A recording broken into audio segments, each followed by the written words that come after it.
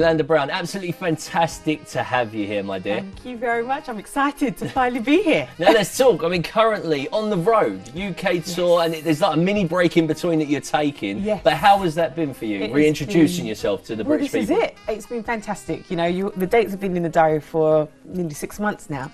And so I've just been getting closer and closer, and finally being able to do it live for me is the best part of the job. I love being in front of audiences. I love the music just taking its own course, and it has been doing so enjoying it. And I suppose an element, particularly for you, is such an interactive experience, your performance. Is that why you love it so much? I think so, because you really get to have a joke on stage. I mean, we were just in Jersey. We flew over to Jersey, and the audience was so sort of up for it. That people say, "Oh, te amo, Yolanda." They're speaking Spanish to me. Then they're saying, "J'adore, Yolanda." They're saying it in French. And we were actually just, you know, having some rapport with the audience. I think it would be a bit boring if you're always just playing the same songs, playing to the audience, take the applause and leave. It's more about communicating, having an evening and sharing an evening with the audience. For me, it makes it really, really fun.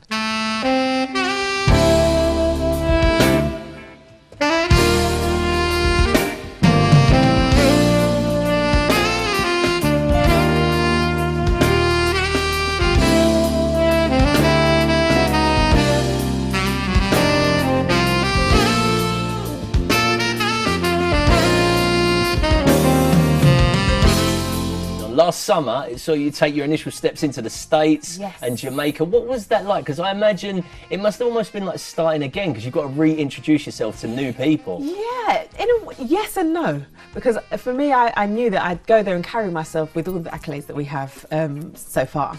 And they've heard all of those things. So they're kind of expecting you to be of a certain standard. Yeah, so you pressure. You do have to carry yourself. And it was wonderful, because in America, we sold out both of our headline shows, and there were queues going around the corner, and I had to sort of remind myself, this shouldn't be a surprise. I was expecting this. Yes, this is standard.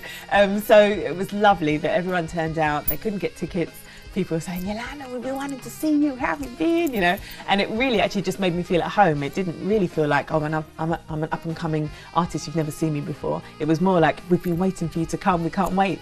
And so having that welcome was fantastic. And then going back to Jamaica always is a pleasure. You weren't over there just representing Britain. I know in Jamaica particularly, they were very proud, you know, that one of their people was impacting like this globally. Very much so. And you know, I have a track on my album, Tokyo Sunset, which is a reggae song. And so now it's been there. You know, it's authenticated, it's had the stamp. They asked us to wheel it again. So we got to do that. So now, you know, being able to play the songs and remembering Jamaica, remembering how it felt, nothing beats it really.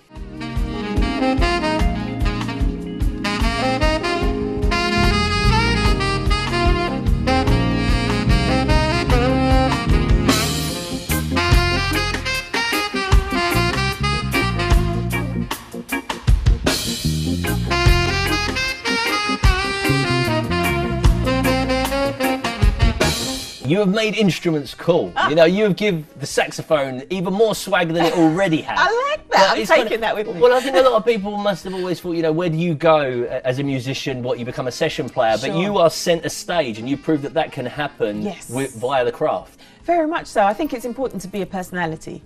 Even if you are going to be playing in a band, be the personality within the band. Bring something else to the instrument. It's not just blowing and moving your fingers. There's so much more. And people want more. And when they see that it's accessible, they are drawn to you and really want to be a part of the journey. So I'm glad, actually, and I want to see more musicians and more solo musicians and females making their way up into the forefront, because it's exciting and people really, really want to consume it. Yeah, I've seen some of your videos as a role model, and you talk about the musical instrument being an extension of somebody and their personality. Yes. So for you, the saxophone, what is it an extension of? It really is an extension of my voice. One of my first EPs before my debut album was called Finding My Voice. And it really is that, you know, the voice is fantastic, we have words and we can sing, but sometimes you don't know what you want to say, you don't know what the words are. And the saxophone allows you just to say it without having to say it. And the person just going like,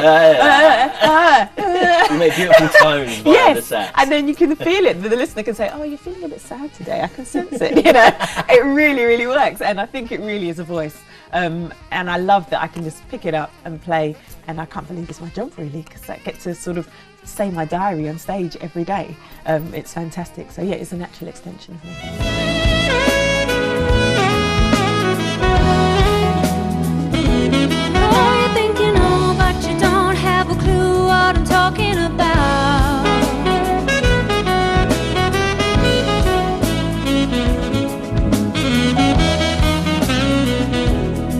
You think you know, but you don't have a clue what I'm talking about.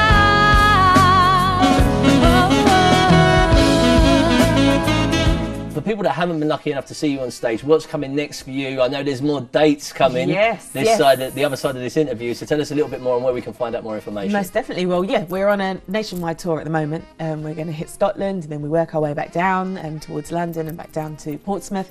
All the dates are on my website, yolandabrown.co.uk, and they're added every day. So keep checking, and hopefully we're coming to a city near you.